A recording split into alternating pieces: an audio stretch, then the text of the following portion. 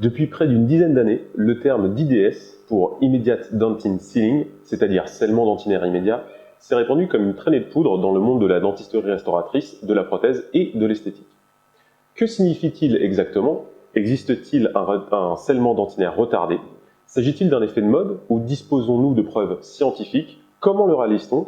Eh bien, c'est le sujet qui m'a été proposé d'aborder cette semaine dans la nouvelle réponse d'experts d'Endo Academy.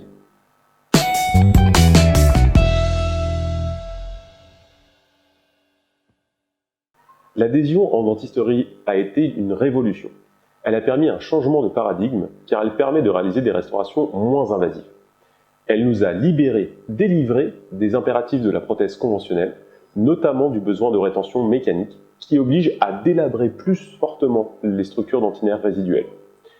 Ce n'est plus la dent que l'on adapte aux besoins de la prothèse, mais la restauration qui va venir s'adapter aux structures dentaires résiduelles.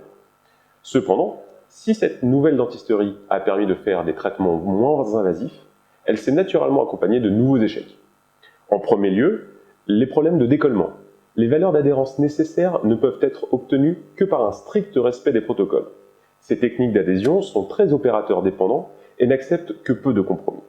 Le décollement et les échecs mécaniques en ont également naturellement suivi.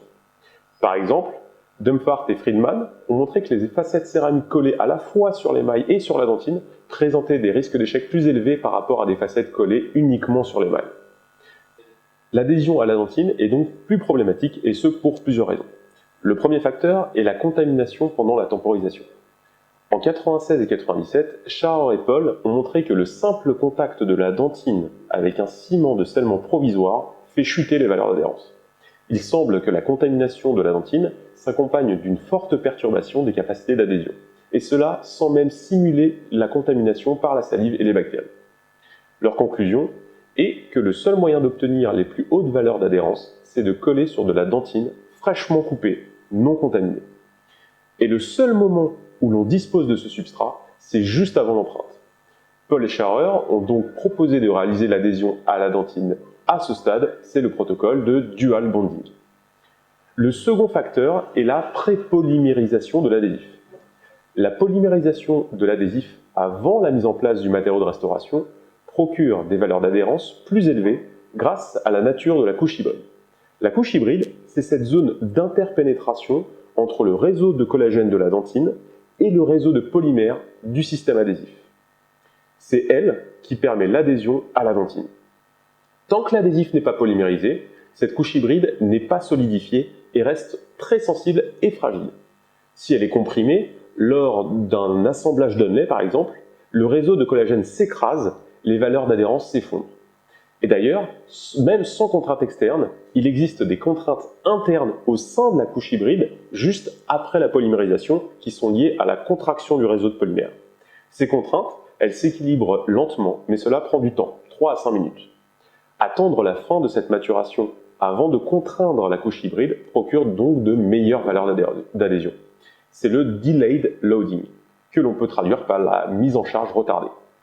Alors, polymériser l'adhésif avant de mettre en place le matériau de restauration, c'est ce que nous faisons tous les jours lorsque nous réalisons des restaurations en technique directe. Mais cela peut compliquer beaucoup de choses pour les restaurations indirectes, inlay, unlay, overlay, facette. L'épaisseur de la couche d'adhésif peut fortement varier en fonction de la géométrie de la cavité. Sur une préparation douce et convexe, elle peut descendre à 60 microns. Mais sur des zones concaves ou au fond de la cavité, elle peut atteindre les 300 microns. Si cette épaisseur d'adhésif est polymérisée avant la mise en place de la pièce, l'insertion devient impossible. Il a donc été proposé d'utiliser des systèmes adhésifs très fluides permettant d'obtenir une couche très fine. Mais nous nous retrouvons alors confrontés à un autre problème, l'inhibition de polymérisation par l'oxygène de l'air. En effet, l'oxygène est un inhibiteur de prise des polymères. Il y a donc à la surface de tous les composites et des adhésifs une couche inhibée. C'est d'ailleurs cette couche qui nous permet de stratifier les composites. Chaque apport de composite peut coller à la précédente. Mais lors de la photopolymérisation de l'adhésif, l'épaisseur de cette inhibition peut être plus importante que la couche hybride elle-même si l'épaisseur de la couche d'adhésif est trop fine. Elle serait alors écrasée sous la contrainte lors de l'assemblage puisqu'elle ne serait en fait pas polymérisée. Alors comment faire?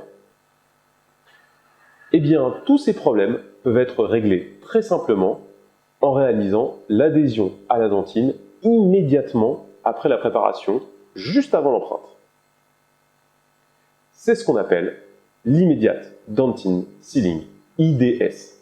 Elle s'oppose donc à la Delayed Dentine Sealing, pour laquelle l'adhésion à la dentine est réalisée simultanément à l'assemblage de la restauration. Alors, comment réaliser correctement cette procédure? Voici une liste non exhaustive des points les plus importants. Premièrement, toujours travailler sur une dentine propre, fraîchement coupée, particulièrement sur les contours de la restauration. Des colorations de la dentine corrodée ou un tissu légèrement ramolli peuvent être éventuellement laissés au niveau des zones proches de la pulpe. En revanche, l'émail et la dentine en périphérie de la préparation doivent être exempts de toute transformation pour assurer les meilleures performances en termes d'adhésion et d'étanchéité. Une approche systématique de la prise en charge des caries profondes à l'aide de révélateurs colorés a été proposée. Deuxièmement, utiliser un système adhésif chargé, épais et visqueux. L'appliquer en couches généreuses et ne pas le souffler. Il faut l'utiliser comme un liner. L'adhésif de choix pour cette procédure est l'Optibond FL. Troisièmement, après polymérisation, il est possible de réaliser une optimisation de la géométrie cavitaire en comblant certaines contre-dépouilles ou les zones les plus profondes de la cavité par du composite de restauration. Quatrième point, une seconde polymérisation finale sous gel de glycérine doit être effectuée pour éviter la couche inhibée qui pourrait coller à la restauration provisoire. 5. Après cette deuxième polymérisation anaérobie, il est nécessaire d'éliminer l'adhésif sur l'émail. 6. Un nettoyage soigneux à l'éthanol. 7. Une empreinte avec un silicone car il y a une interaction entre la base en composite et les polyéthers. 8. Isolation de la préparation à l'aide de glycérine ou vaseline pour éviter l'adhésion avec la restauration provisoire qui n'a plus que pour but de bloquer la position des dents, de protéger mécaniquement la préparation. Le jour de l'assemblage, la base de composite doit être nettoyée et réactivée à l'aide d'un sablage à l'alumine. Le protocole classique d'adhésion est appliqué, mordançage à l'acide orthophosphorique et application du système adhésif, mais surtout sans photopolymériser l'adhésif avant l'insertion de la pièce. L'assemblage peut alors être réalisé. L'IDS est une procédure facile à mettre en œuvre et qui ne nécessite pas d'équipement spécifique ou de matériel particulier. Elle apporte des avantages majeurs en termes biologiques et mécaniques, mais également en termes d'ergonomie et de confort pour le praticien et le patient.